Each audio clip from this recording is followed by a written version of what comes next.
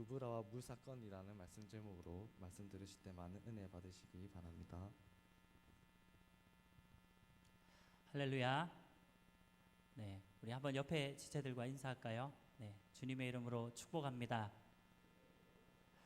네, 우리 지금 민수기 말씀을 계속 이제 듣고 있는데요. 특별히 오늘 이제 본문은 무리바 물 사건이라고 제가 그냥 제목을 붙였는데, 이 지금 사건 자체를 우리 무리바 물이라고 이야기를 합니다. 지금까지 사실은 이스라엘 백성들이 광야에 들어온 이후에 계속해서 불평을 하는 모습들을 우리는 많이 살펴보았습니다. 제가 어릴 적에요, 그 개구장이 스머프라는 만화가 있었습니다. 여러분 혹시 그 세대는 아니죠? 제 방송 혹시 보지 않았나요? 아닌가요? 어쨌든 제가 어릴 때 저는 스머프를 참 좋아했는데, 그 중에서도 보면 투덜이 스머프 혹시 보신 우리 지체들은 알죠? 투덜이 스머프라는 그 스머프가 나와요. 얘는 맨날 투덜투덜거려요. 남들이 다 뭐 할 때 밥 먹자 이러면 난 밥 먹는 거 싫어 이러면서 하여튼 막 무조건 하여튼 뭐 하는 건 다 싫대요. 하여튼 그런 스머프가 있었는데, 어떻게 보면 이스라엘 백성들이 좀 투덜이 스머프 같은 좀 그런 모습들이 보이지는 않나라는 생각이 듭니다. 지금까지 우리가 살펴보았던 내용들을 보면 물이 없다고 불평하죠. 먹을 것 없다고 불평하죠. 또 전쟁 치르게 됐다고 불평하고, 하여튼 이것저것 다 불평 덩어리예요. 하여튼 이스라엘 백성들이 그 광야에서 계속적으로 불평하는 삶을 살았음에도 불구하고, 어쨌든 지금까지 오늘 이 무리바 물 사건이 오기까지 이스라엘 백성들은 죽지 않고 심판당하지 않고 잘 살아가고 있습니다. 물론 그 중간중간에는 하나님께서 이 이스라엘 백성들을 진멸하고자 하는 그런 계획을 세우셨을 때도 있었어요. 그러나 모세가 중보하고 기도했을 때 하나님께서 뜻을 돌이키사, 제가 이건 한번 설명을 드렸지만 이거는 인간이 표현할 수 있는 언어로, 우리가 형용할 수 있는 언어로 표현을 한 것입니다. 하나님은 뜻을 돌이키시는 분은 아니에요. 원래는 하나님은 처음부터 하나님의 계획이 다 있으세요.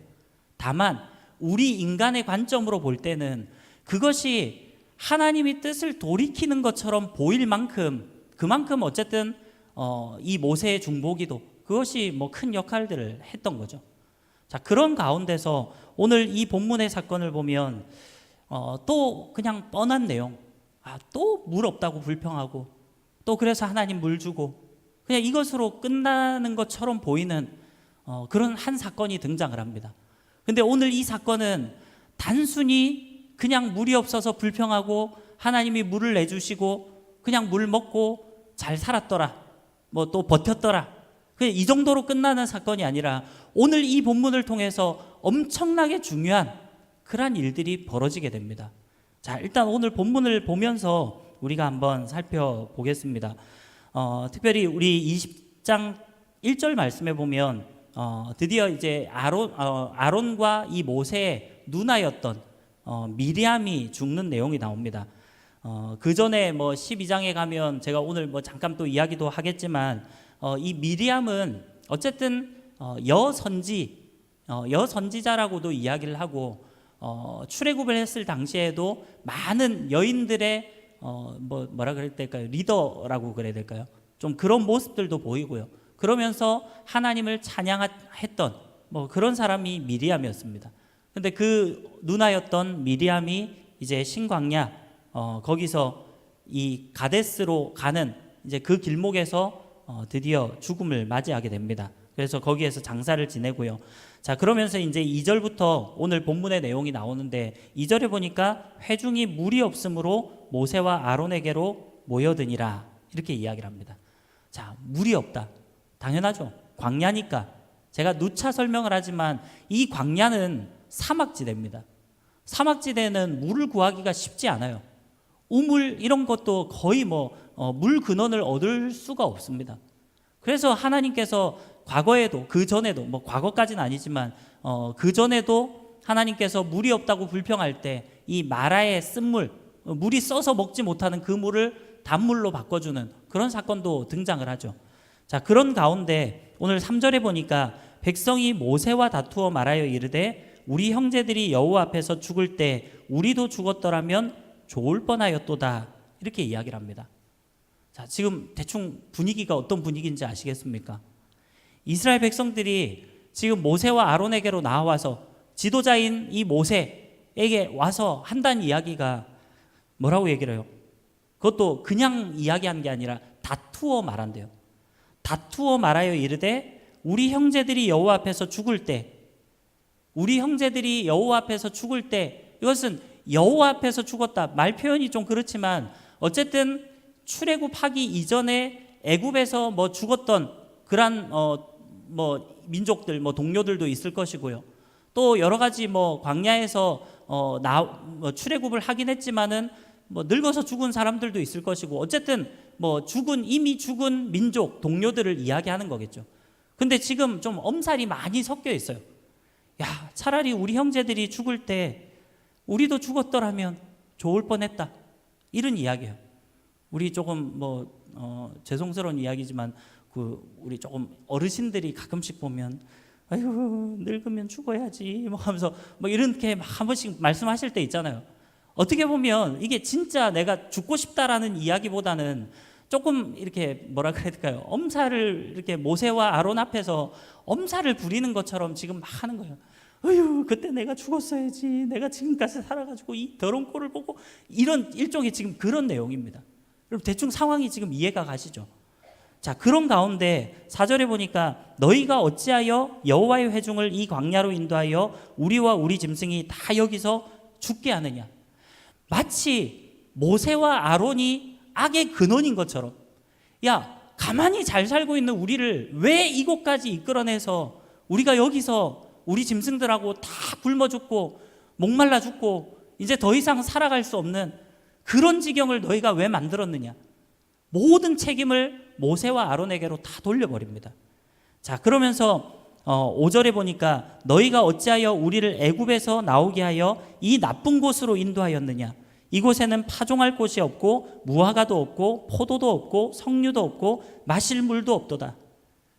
그냥 애굽에 살았으면 좋았을 뻔했는데 왜 굳이 차라리 뭐 일은 했지만, 노동은 했지만, 노역은 좀 당했지만, 학대는 좀 당했지만, 그래도 먹을 거 먹고 마실 거 마시고 그래도 어쨌든 살아가기는 하는 그 애굽에서 사는 게 차라리 낫다라는 거예요. 뭐 하려고 여기까지 인도해가지고 우리를 여기서 다 죽게 만드느냐라는 원망을 합니다. 자, 그랬더니 6절 말씀해 보니까 모세와 아론이 회중 앞을 떠나 회막문에 이르러 엎드림에 여호와의 영광이 그들에게 나타나며 여호와께서 모세에게 말씀하여 이르시되, 이렇게 나옵니다. 자, 일단은 모세와 아론이 백성들이 자신들을 원망하는 그 이야기를 듣고 하나님 앞으로 나아갑니다. 자, 그랬더니 여호와의 영광이, 하나님의 그 영광이 이 모세와 아론에게 나타나셨다라고 이야기를 합니다. 자, 그러면서 하나님께서 이 모세에게 말씀을 해주시는데 뭐라고 말씀을 하냐면 8절에 보니까 지팡이를 가지고 내 형 아론과 함께 회중을 모으고 그들의 목전에서 너희는 반석에게 명령하여 물을 내라 하라. 네가 그 반석이 물을 내게 하여 회중과 그들의 짐승에게 마시게 할지니라. 자, 하나님께서 지금 모세에게 나타나셔서 하신다는 말씀이 네가 반석에게 가서 명령해서 그 반석이 물을 내라 라고 명령하라는 거예요. 그리고 반석이 뭡니까? 뭐 이렇게 단단한 돌이 반석이겠죠.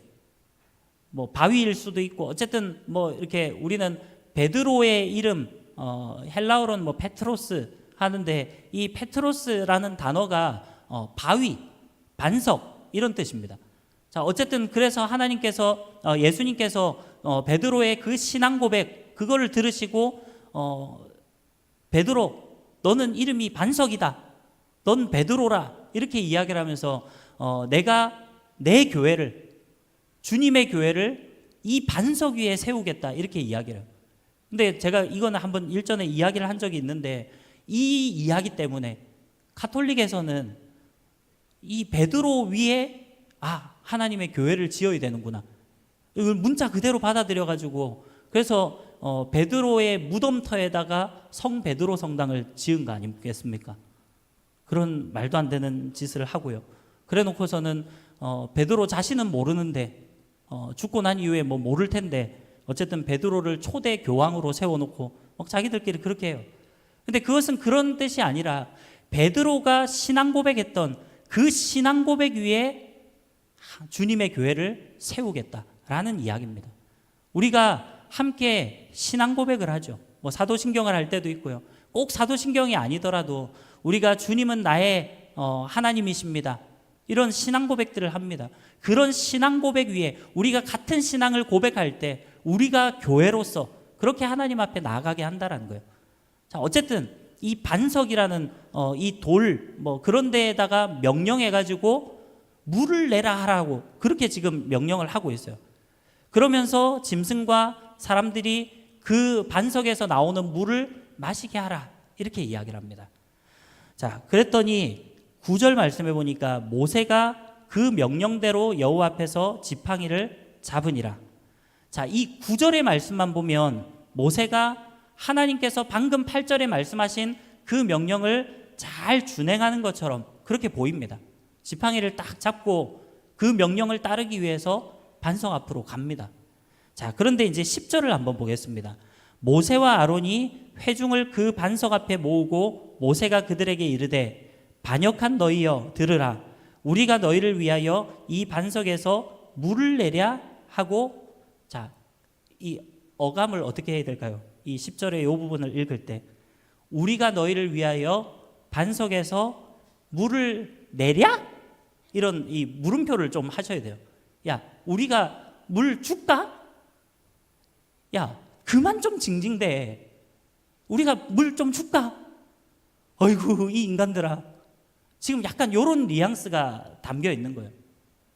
지금 하나님께서 방금 전에 8절에 뭐라고 이야기했습니까?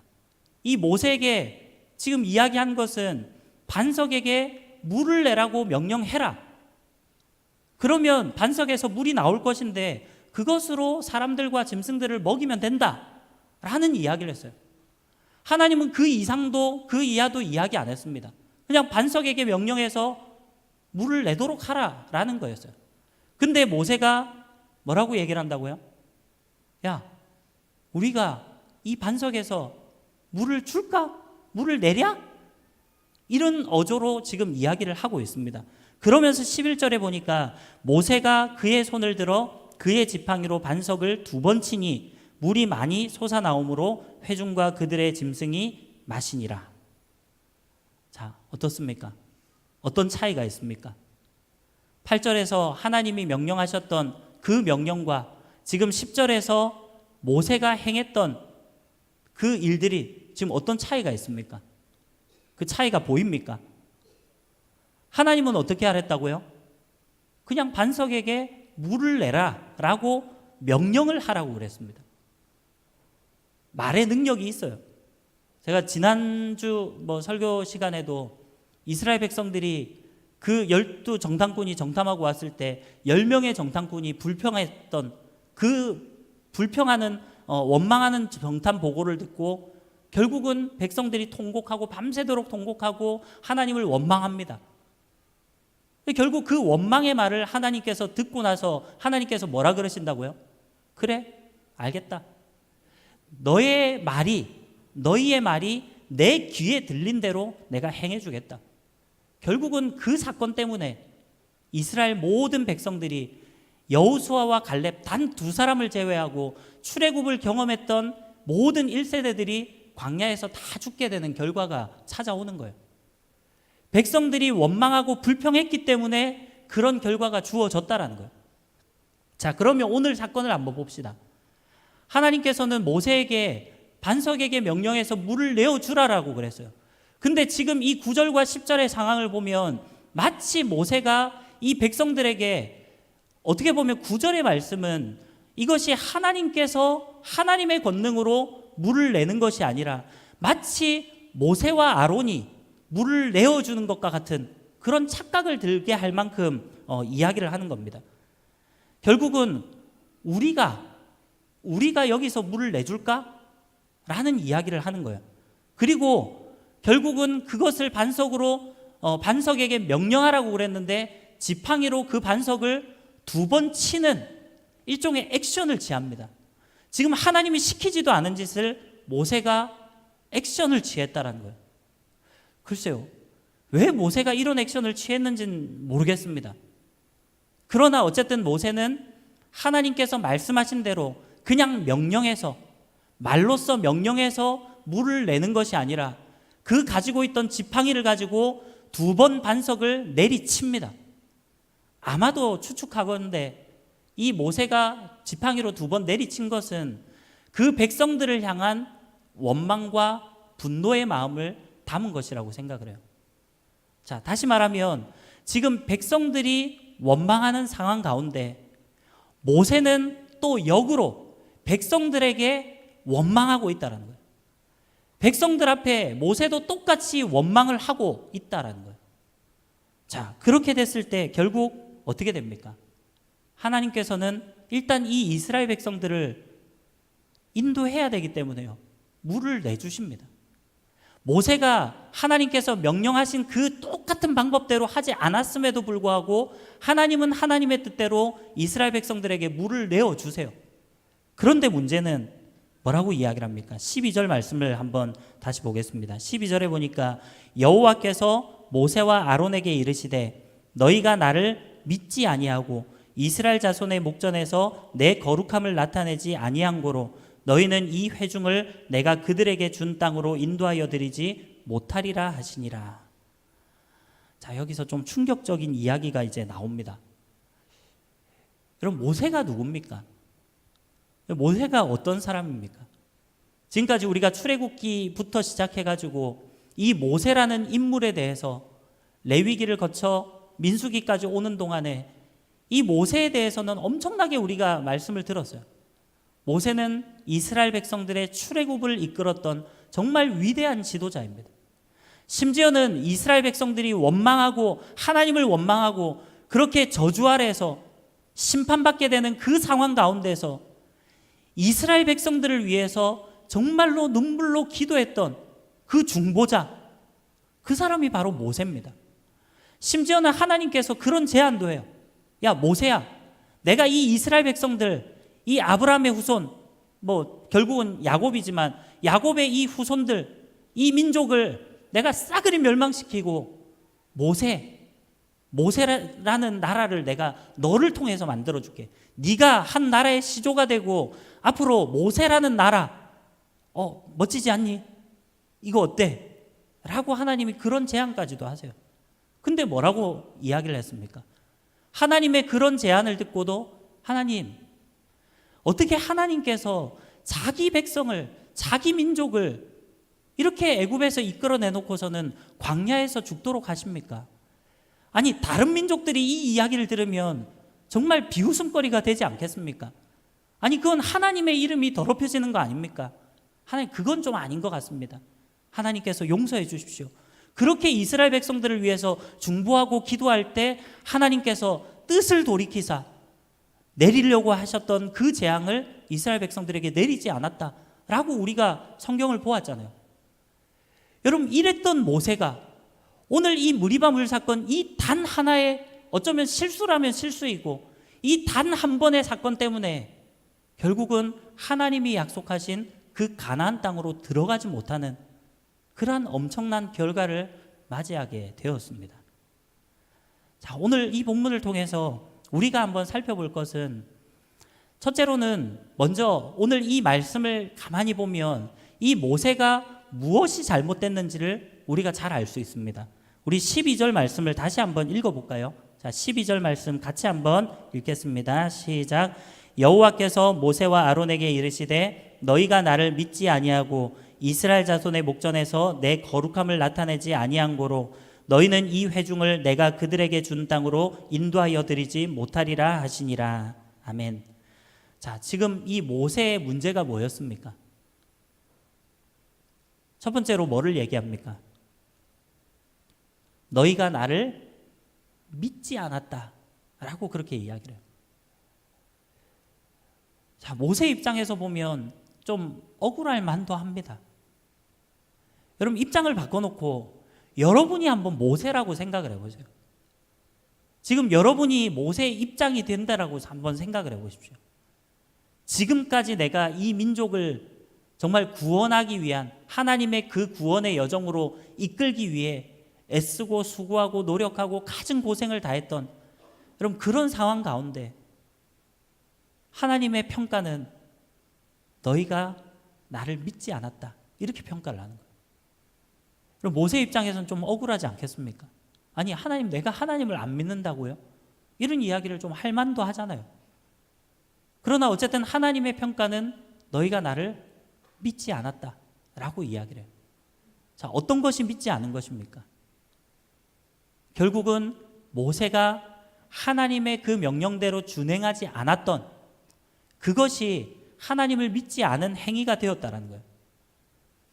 왜 그러냐면 하나님께서는 하나님의 뜻하신 바가 있는 겁니다. 여러분 우리는 하나님의 뜻 가운데 순종하는 삶을 살아가야 돼요. 우리 믿는 자들은 내 생각과 나의 사고방식과 나의 환경과 내가 가지고 있는 생활 습관들 뭐 여러 가지 것들이 있을지라도 그 모든 것들을 제쳐놓고 하나님의 말씀, 하나님의 뜻을 쫓아 나아가는 것이 그것이 우리가 따라 나가야 될 삶입니다. 여러분 내 생각은 그게 아니지만 하나님께서 가라고 하시면 갈 수 있는, 나는 가고 싶지만 더 좋은 직장으로 더 좋은 곳으로 내가 나아가고 싶지만 하나님의 뜻은 그게 아니다, 멈춰서라 라고 하면 멈춰설 수 있는 것, 여러분 그것이 진정한 믿음이라는 거예요. 하나님을 믿고 신뢰하는 그러한 일이다라는 겁니다. 그러나 하나님께서 가라고 하는데 가지 않고 하나님께서 멈춰서라고 하는데 내 마음대로 간다, 그것은 하나님을 신뢰하지 못하는 거예요. 하나님을 신뢰하지 못한다는 것은 하나님을 온전히 믿지 못한다는 거예요.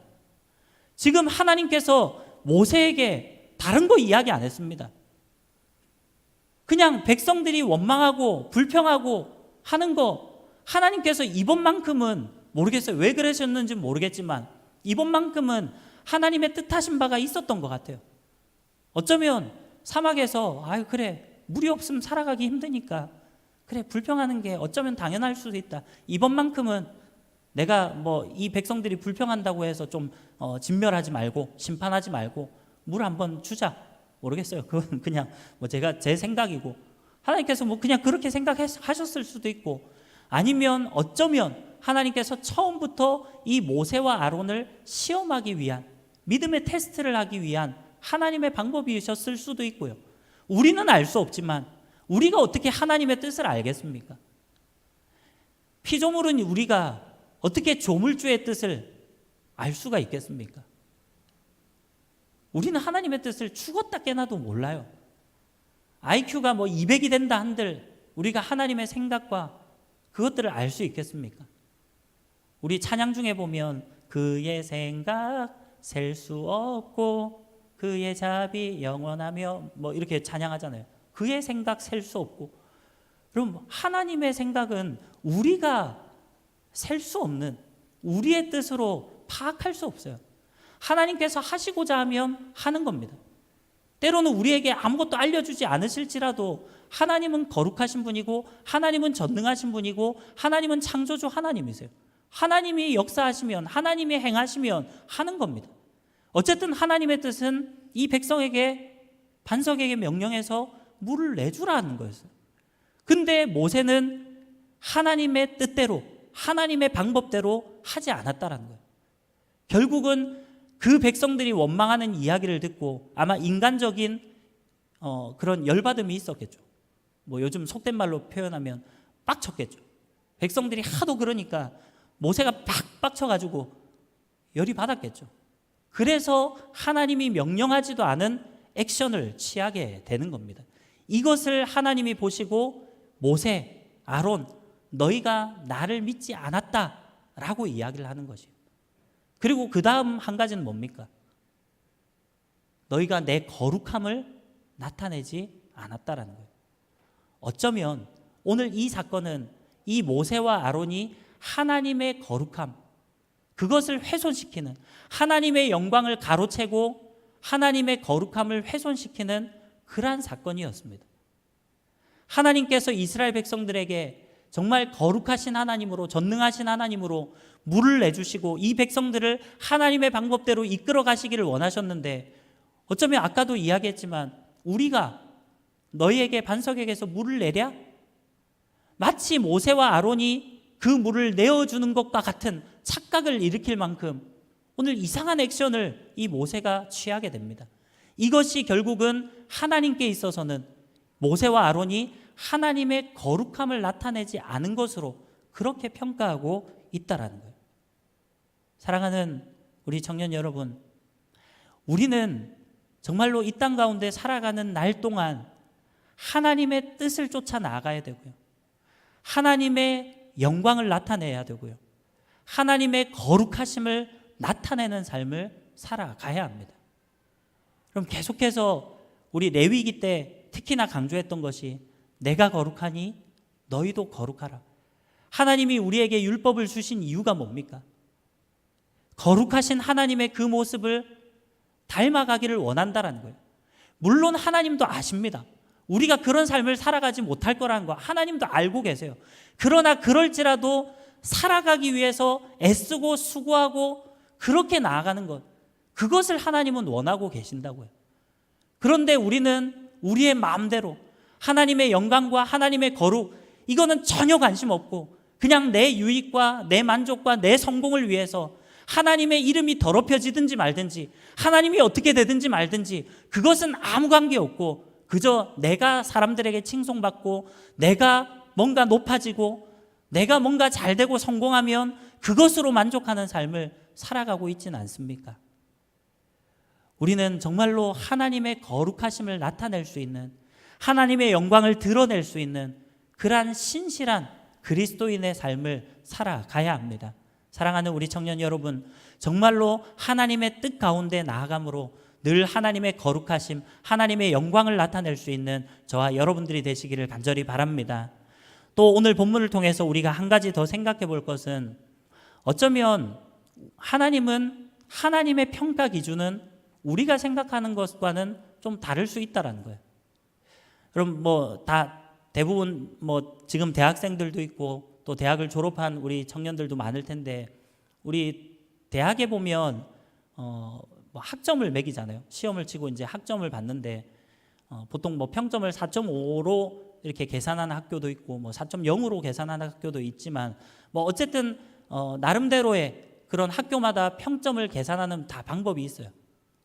보통은 이제 4.5로 계산한다 할 때, 그럼 A 플러스는 몇 점 이상 받아야 A 플러스입니까?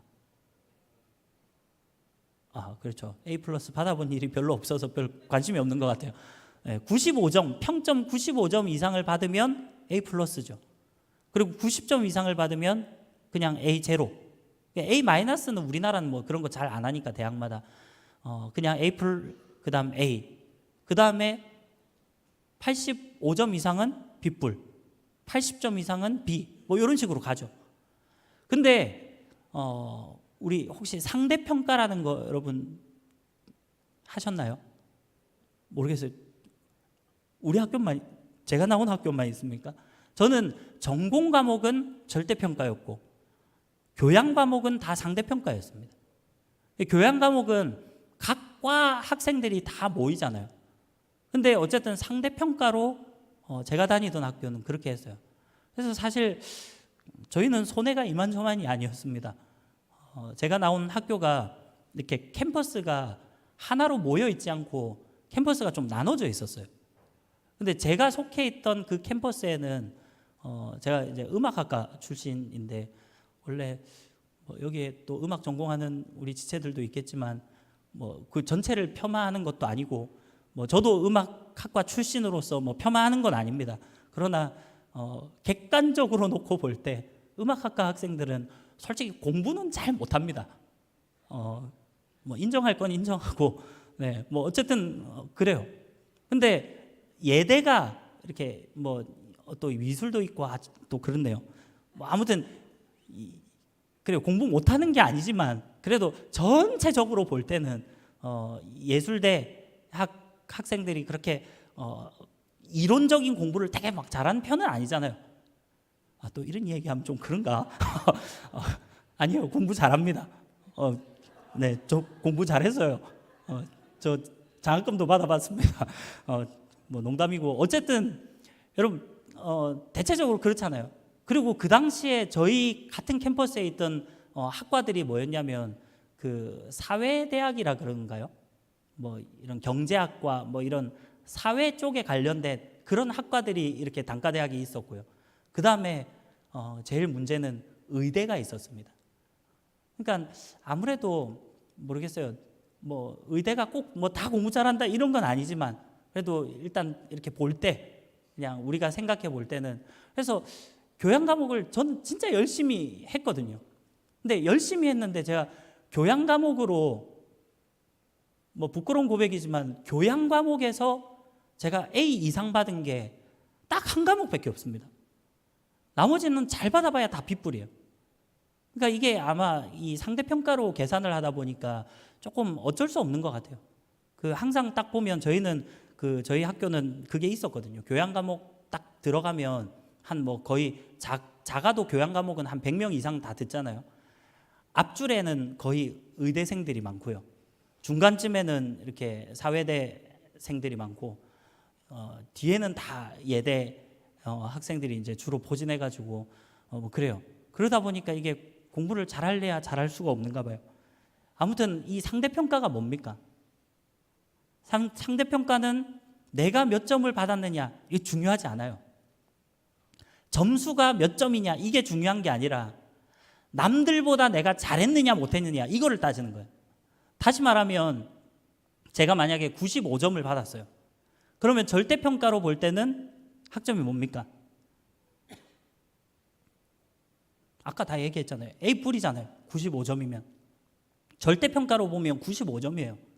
근데 와 95점 받아가지고 잘 쳤다 생각하고 되게 좋아하고 있었는데 갑자기 알고 봤더니 그 클래스, 그 과목을 들은 모든 학생들이 제일 못한 사람이 그러니까 저 빼고 제일 못한 사람이 96점이고 다 그 위에 97점, 98점, 99점, 100점 이렇다면 제가 95점을 받아도 저는 A뿔이 아니라 F예요. 이게 상대평가입니다. 절대평가는 반대로 남들이 어떻게 하든지 아무 관계 없어요. 그냥 내가 95점을 받으면 A뿔을 받는 거고요. 내가 85점을 받으면 B뿔을 받는 거예요. 이게 절대평가와 상대평가의 차이인데 어쩌면 하나님은 우리를 평가하실 때 상대평가를 하시는 것이 아니라 하나님은 하나님의 기준에 절대평가를 하신다라고 저는 생각을 합니다. 특별히 오늘 말씀을 다시 한번 보십시오. 여러분 지금 보면 사실 이 사건을 볼 때 모세가 이렇게 짜증을 내고 화를 내는 거 여러분 우리가 그냥 인간적인 도리, 인간적인 마음으로 본다면 여러분 어떻습니까? 충분히 이해가 좀 가지 않나요? 저는 이 마음이 되게 이해가 갈 것 같아요. 모세가 왜 이렇게 짜증을 냈는지. 여러분 하루 이틀이 아니잖아요. 지금까지 한두 번입니까? 그동안 이스라엘 백성들을 위해서 중보했던 것만 하더라도 여러 번이에요. 여러분 이런 가운데 또냐? 또 이번에 물이냐? 와 지겹다 지겨워. 언제까지 할래 언제까지? 솔직히 모세의 마음에 그런 짜증스러운 마음이 생기지 않았을까요? 아니 여러분이라면 그런 마음이 들지 않았을까요? 인간적인 마음으로 보면 이 모세의 마음이 좀 이해가 돼요. 그럼에도 불구하고 오늘 하나님은 결국 그런 상황이 중요한 것이 아니라 백성들이 원망을 하든 백성들이 짜증을 내든 모세 너는 그것을 바라볼 것이 아니라 모세 네가 내 앞에서 어떻게 행할 것이냐 하나님은 그것을 바라보는 것 같아요. 백성들은 어차피 뭐 우리가 잘 알지만 이 백성들은 나중에 광야에서 다 죽게 돼요. 왜냐하면 백성들이 원망한 것은 이미 하나님께서 심판하시기로 작정하신 거예요. 다시 말하면 지금은 이 백성들이 중요한 것이 아니라 모세야 네가 내 앞에서 어떻게 행할 것이냐 하나님은 그것을 바라본다라는 것입니다. 백성들의 상황이 이렇고, 아니 이렇게 원망하는데 하나님 내가 어쩌라고요? 이것이 아니라 백성들이 어떻게 나아갈지라도 모세 너는 그렇게 하면 안 된다라는 거예요. 모세 너는 내 거룩함을 백성들 앞에 나타냈어야 됐고 너는 내 명령에 따랐어야 한다라는 것을 이야기하는 겁니다. 제가 지난 시간에 그냥 12장을 건너뛰고 14장을 바로 정당분 이야기를 가면서 제가 다음 설교 때 한번 잠깐 언급하겠다고 했는데 12장에 가면 이제 이것과 정반대 상황이 나옵니다. 그럼 12장에 가면 어떤 사건이 나오냐면 모세가 구스 여인을 첩으로 취한 사건이 나옵니다. 그럼 구스인은 이 함의 자손입니다. 뭐 이걸 가지고 뭐 흑인이냐 아니냐 이거를 따지는 게 아니라 결국은 무슨 이야기입니까? 구스인이다. 이 말은 이스라엘 백성이 아니라는 거죠. 그럼 이스라엘 백성이 아니다라는 이야기는 무슨 이야기입니까? 이방인이라는 거예요. 여러분 나중에 예수님 시대 때도 이 유대인들은 자기 그 유대 사상, 유대인에 대한 그런 그게 얼마나 많습니까? 그래서 이방인들을 정말로 개만도 못 여기는, 뭐 못하게 여기는, 뭐 상종도 별로 안 하고, 특히나 그 중에서도 이방인과 혼혈되었던 이 사마리아인들을 볼 때는 아주 그 뭐라 그럽니까? 하여튼 민족의 배신자, 마치 이런 느낌으로 좀 뭐 표현이 그렇지만요, 이제 좀 섞였다, 일종의 믹스됐다라는 의미로 오히려 이방인보다도 더 못한 그런 취급을 했던 사마리아인들을 그렇게 취급했거든요. 유대인들이 그런 사람들입니다. 근데 이방 여인을 첩으로 취했다. 그것도 일반인도 아니고 이 모세는 하나님의 지도자예요. 이스라엘 백성들의 지도자이고 이스라엘 백성들의 대표입니다. 근데 그런 모세가 구스 여인을 첩으로 취한 이 사건이 나와요. 그렇게 했을 때 이 미리암과 아론의 반응이 어땠냐면 모세에게 가가지고 막 짜증을 내기 시작합니다.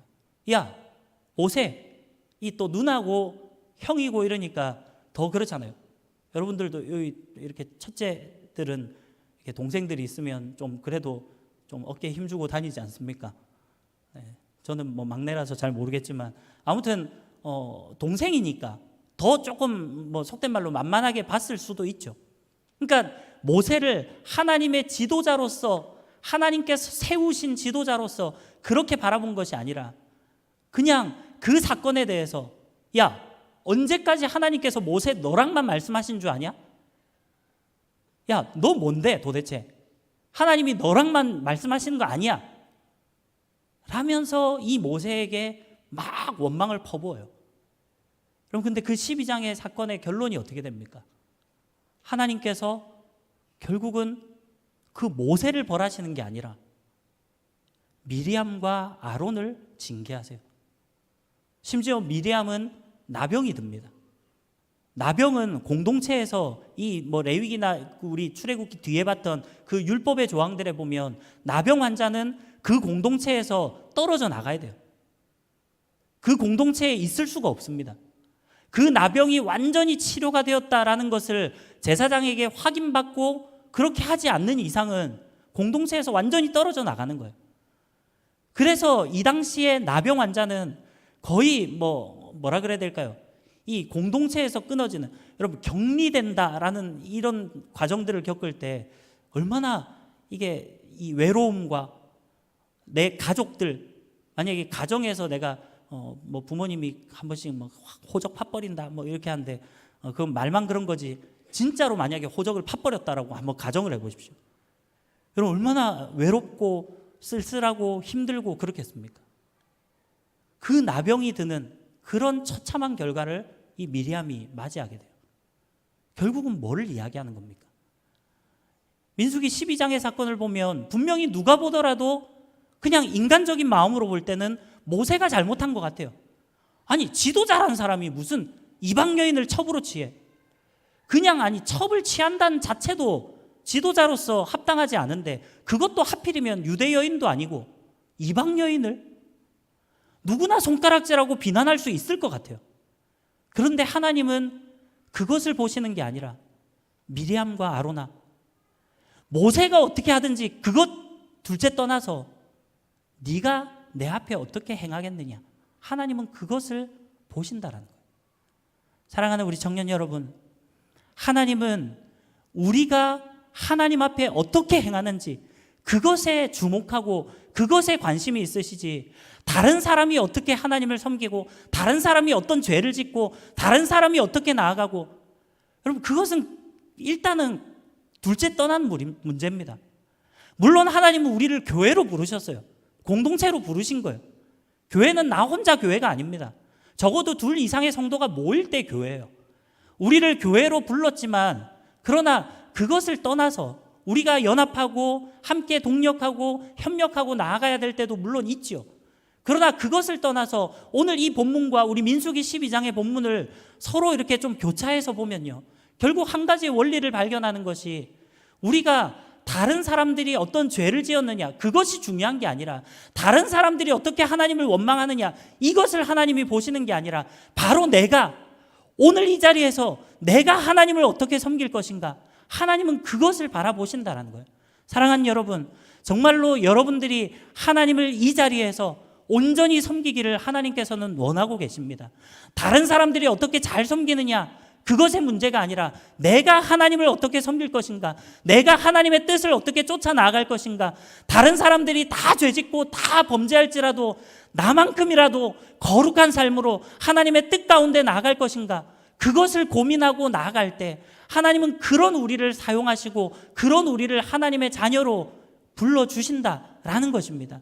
오늘 이 말씀을 여러분들이 기억하면서 정말로 우리의 삶에서 다른 사람들이 어떻게 나아가는 것 그것을 바라볼 것이 아니라, 내가 하나님을 어떻게 섬길 것인지 그것을 바라보며 나아갈 수 있는 저와 여러분들이 되었으면 좋겠습니다. 그래서 정말로 우리가 주님을 섬긴다라고 하는 것은, 우리가 신앙생활한다라고 하는 것은 정말로 하나님의 뜻을 쫓아 나가는 일입니다.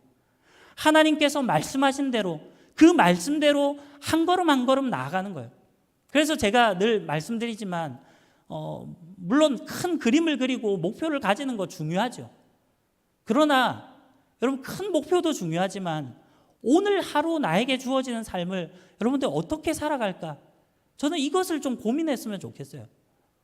그냥 오늘이 지나고 나면 내일 월요일이 되는데, 그냥 월요일부터 토요일까지 한 주간 지내는 삶 동안 그저 그냥 맨날 똑같은 삶으로, 반복되는 삶으로, 지금까지 어릴 때부터 살아왔던 그냥 똑같은 패턴으로, 그것이 아니라 아침에 일어났을 때도요, 우리가 잠에서 깨어난다라는 거, 여러분 축복 아닙니까?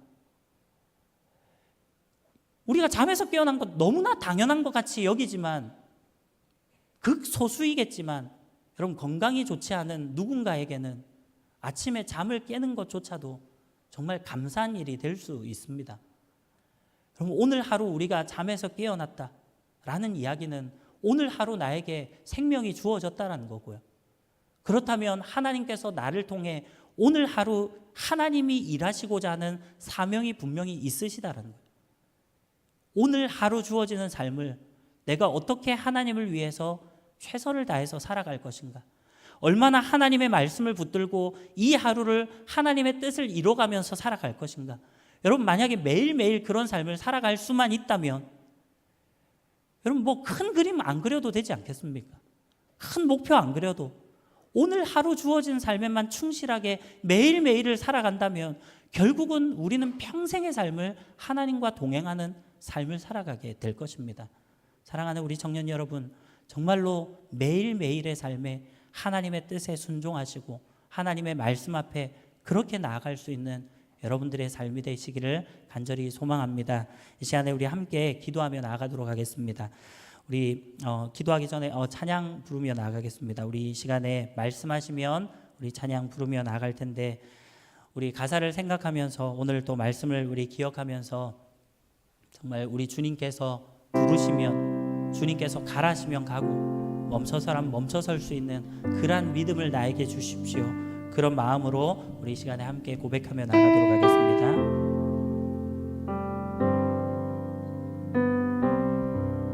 주님 말씀하시면, 주님 말씀 말씀하시면 내가 나가리라. 주님 뜻이 아니면 내가 멈춰서리라. 나의 가고 서는 것 주님 뜻에 있으니 오 주님 나를 이끄소서. 우리 한 번 더 고백합시다. 주님 말씀하시면 주님 말씀하시면 내가 나가리라. 주님 뜻이 아니면 내가 멈춰서리라. 나의 가고 서는 것 주님 뜻에 있으니 오 주님 나를 이끄소서. 뜻하신 그곳에 나 있기 원합니다. 이끄시는 대로 순종하며 살리니 연약한 내 영혼 통하여 일하소서. 주님 나라와 그 뜻을 위하여 뜻하신 그곳에 나 있기 원합니다. 이끄시는 대로 순종하며 살리니 연약한 내 영혼 통하여 일하소서. 주님 나라와 그 뜻을 위하여 오 주님 나를 이끄소서. 자, 우리 말씀을 생각하면서 함께 기도합시다. 특별히 오늘 말씀을 기억하면서 우리 기도하실 때 하나님, 내가 정말 주님의 뜻에 합당한 삶, 정말 주님을 따라가는 삶을 살아가기를 소원합니다. 세상 그 어떤 사람들이 어떻게 나아가든지 다른 사람들이 가는 대로 가는 것이 아니라 하나님, 내가 오늘 나에게 주어지는 이 하루의 삶에서 하나님 앞에 어떻게 순종할 것인가, 이것을 바라보며 나아갈 수 있는 나의 삶이 되어질 수 있도록 주님께서 인도하여 주시옵소서. 늘 하나님의 뜻을 쫓아 나아갈 수 있도록 나를 붙잡아 주시고, 하나님, 세상에 많은 유혹들이 찾아오고 많은 그러한 또 범죄 그러한 또 상황 가운데 있습니다. 그러나 그런 가운데서도 하나님 우리를 붙들어 주시고 인도하여 주셔서 우리가 정말 세상의 그 모든 것들을 믿음으로 이겨내고 승리하게 하여 주시고 온전히 주님의 뜻을 쫓아 나아갈 수 있도록 하나님, 그래서 우리의 삶을 통해서 하나님의 거룩하심을 나타내고 하나님의 영광을 드러낼 수 있는 그러한 우리의 삶이 될 수 있도록 나를 사용하시고 붙들어 주시옵소서. 그렇게 한번 우리 자신을 위해서 우리 말씀을 기억하며 우리 주님의 성호를 한번 부르고 통성으로 기도하겠습니다. 주여,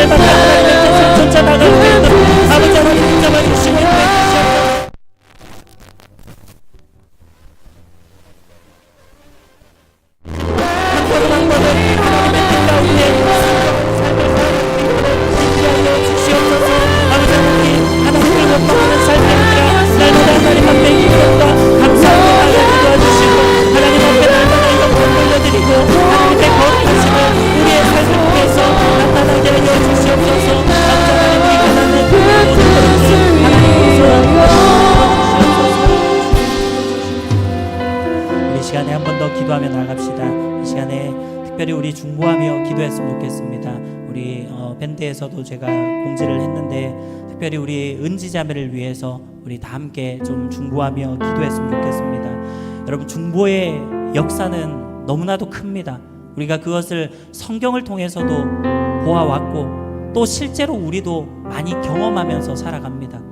우리 금요 영성 기도회 때나 우리 어른들, 우리 성도님들을 위해서도, 환우들을 위해서도 기도할 때 정말 이거는 의사 선생님도 가망이 없다 라고 한 것도 치유되었던 그런 일들이 많이 일어납니다. 실제적으로. 여러분, 우리가 함께 중보하며 기도합시다.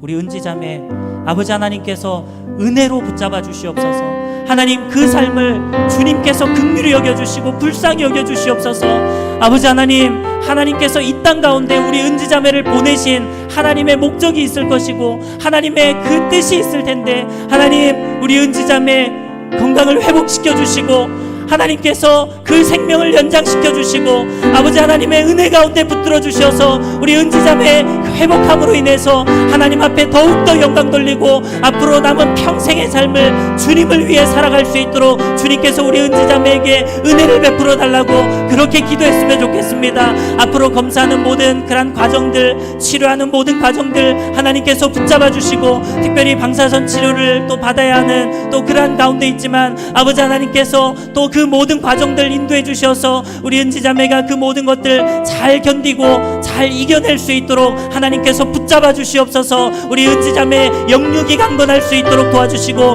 무엇보다 마음의 담대함을 허락하여 주셔서 이러한 상황 가운데서도 낙심하지 않게 도와주시고 하나님을 바라보며 더욱더 담대하게 승리할 수 있도록 도와주시옵소서. 우리 은지자매의 모든 가족들 붙들어 주시고 특별히 우리 부모님들 마음을 주님께서 어루만져 주시고 인도해 주셔서 우리 부모님도 낙심하지 않고 함께 기도하며 또 온 교회가 함께 기도하며 나갈 때 하나님 기적을 일으켜 주시고 하나님께서 치료하여 주시고 주님의 치료의 광선으로 깨끗게 하여 주시옵소서. 그렇게 한번 우리 은지자매를 위해서 이 시간에 우리 간절한 마음으로 주님의 성호를 부르고 우리 기도하며 나가도록 하겠습니다. 주여, 아버지 하나님, 우리 사랑하는 은지자매 붙들어 주시기를 소원합니다. 아버지 하나님께서 우리 은지자매 붙잡아 주시옵소서. 주님의 도와 십자가 있어서 정말 이 땅 가운데 우리 은지자매를 하나님의 자녀로 불러주시고 지금까지 하나님께서 지켜주시고 해주셨는데 무엇보다 우리 은지자매 육신의 건강을 허락해 주시기를 소원합니다. 회복되게 하여 주시옵소서. 아버지 하나님, 건강하게 하여 주시옵소서. 치유되게 하여 주시옵소서. 아버지 하나님, 놀라운 하나님의 은혜가 우리 은지자매의 삶에 임하게 도와주시고 무엇보다 지금 전투력에 있는 그 모든 중량이 소멸되어질 수 있도록 하나님은 대표하여 주시옵소서. 아버지 하나님, 그것이 전이되어지지 않도록 아버지 하나님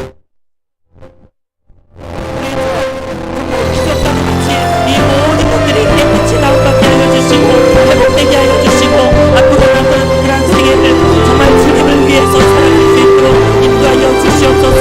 아버지 하나님께서 우리 사랑하는 지자매 그 모든 심령을 붙들어 주시고 강하고 담대한 마음을 주시고 하나님 낙심치 않게 도와주시고 하나님의 말씀을 붙들고 나갈 수 있도록 주님께서 인도하시고 붙잡아 주시옵소서.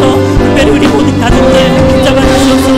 아버지 하나님, 가족들도 낙심치 않게 하시고 우리 부모님 그 나아가는 모든 발걸음 가운데 주님 함께 하여 주셔서 오히려 더욱더 하나님을 붙들고 기도함으로 나아갈 때 아버지 하나님께서 우리 은지자매 치료하여 주시고 아버지 하나님께서 치료의 광선을 발하여 주시고 정말 외양간에 나온 송아지가 기뻐 뛰듯이 우리 은지자매 정말 기쁨으로 뛰며 하나님을 찬양하며 하나님 앞에 예배하며 하나님을 섬기며 하나님 앞에 그 사명들을 이뤄갈 수 있도록 주님께서 인도하여 주시옵소서.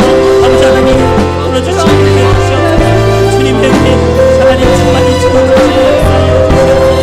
아버지 하나님께서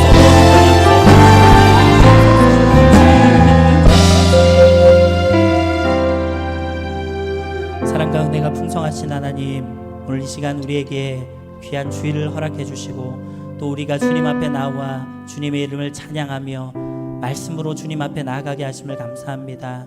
아버지 하나님, 우리는 하나님을 섬긴다고 말하면서도 때로는 그 하나님의 뜻 가운데 온전히 나아가지 못하고 하나님의 그 거룩하심을 나타내지 못하고 하나님께 영광 돌리지 못하고 나의 유익과 나의 만족을 위해서 살아갈 때가 너무나도 많이 있음을 고백합니다. 때로는 죄악 가운데 나아가면서도 다른 사람들을 바라보면서 그것으로 위안 삼고 그것으로 만족했던 우리의 모습들도 있었음을 고백합니다. 아버지 하나님, 오늘 이 시간 우리의 심령을 새롭게 하여 주시옵소서. 우리의 모든 마음을 붙들어 주시옵소서. 우리가 하나님 앞에 온전히 서게 하여 주시고 다른 사람들이 어떻게 나아가는지 그것에 관심이 있는 것이 아니라 내가 오늘 이 자리에서 하나님을 어떻게 섬길 것인지 그것을 바라보며 나아갈 수 있는 우리 사랑하는 모든 지체들 될 수 있도록 주님께서 인도하여 주시옵소서. 아버지 하나님, 무엇보다 우리 은지자매 하나님께서 기억하시고 붙들어 주시기를 소원합니다. 우리 은지자매에게 하나님께서 은혜를 베풀어 주시옵소서, 긍휼을 베풀어 주시옵소서. 아버지 하나님, 우리가 기도함으로 나아갈 때 하나님께서 우리의 기도를 들으시고 응답해 주실 줄 확신하며 나아가오니 아버지 하나님께서 놀라운 은혜로 역사해 주시고 우리 은지자매 깨끗이 나음받고 깨끗이 치료될 수 있도록 인도해 주시옵소서. 아버지 하나님, 전두엽에 있는 그러한 모든 종양이 완전히 소멸되어질 수 있도록 은혜를 베풀어 주시옵소서. 그 종양이 다른 곳으로 전이되지 않도록 하나님께서 붙들어 주시옵소서. 하루속히 회복되게 도와주시고 우리 은지자매 건강을 회복함으로 다시금 주님을 기뻐 뛰며 찬양하며 주님 앞에 예배하며 주님을 바라보며 의지함으로 나아가게 하여 주시옵소서. 우리 은지자매 그 마음을 강하고 담대하게 붙들어 주시고 낙심치 않도록 도와주시고 오히려 하나님을 더욱더 간절히 붙들고 나아갈 수 있도록 주님께서 인도하여 주시옵소서. 우리 부모님의 마음 또한 붙잡아 주시고 우리 부모님도 낙심치 않고 강하고 담대하게 또 주님을 붙들고 기도하게 하시고 아버지 하나님, 우리 모든 청년들도 날마다 우리 은지자매를 위해서 함께 중보함으로 정말 이 중보의 역사가 크다는 사실을 우리가 경험할 수 있도록 하나님께서 놀라운 기적을 일으켜 주시옵소서. 아버지 하나님, 우리 사랑한 청년들 나아가는 모든 발걸음 위에도 날마다 은혜로 역사하시고 함께 해주시고 우리의 모든 삶 가운데 임마누엘로 동행해 주실 것을 믿고 감사드리며 살아계신 예수 그리스도의 이름으로 기도하옵나이다.